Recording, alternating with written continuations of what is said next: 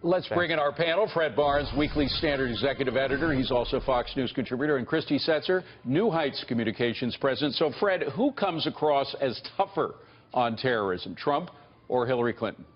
Well, clearly this is a Trump issue. It helps him more than it helps her. She, to some extent, is stuck, well, almost 100% is stuck with the Obama policy, which is obviously not working.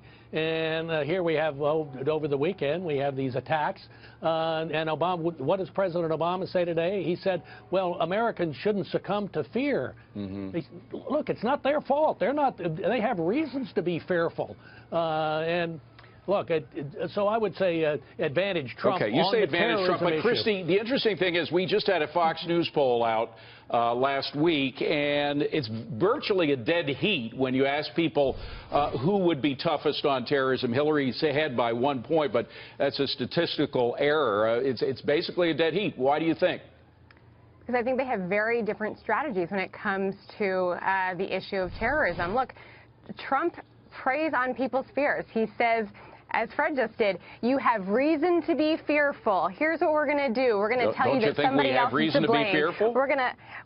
He's going to say that you have to be afraid of Muslims, and therefore we're going to have a ban on Muslims coming into the states, right? So he's going to sort of pit people against one another. Clinton obviously has a very different strategy. She says, look, I've been the Secretary of State. I've been all around the world. And, but Fred, let's talk about that. She does have a history. Christy is absolutely right. She has a history. It's something called smart power, exercising smart power.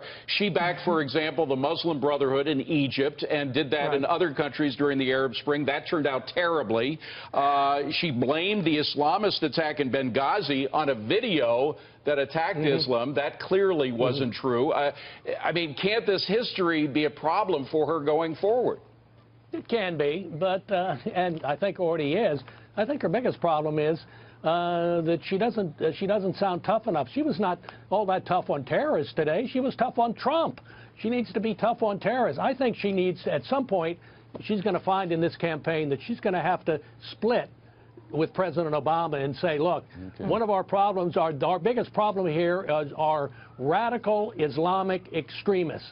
This is our problem. Guys, I'm sorry, I got to wrap it up, but because of our breaking news, we just have run out of time. Fred and Christy, thank you very much.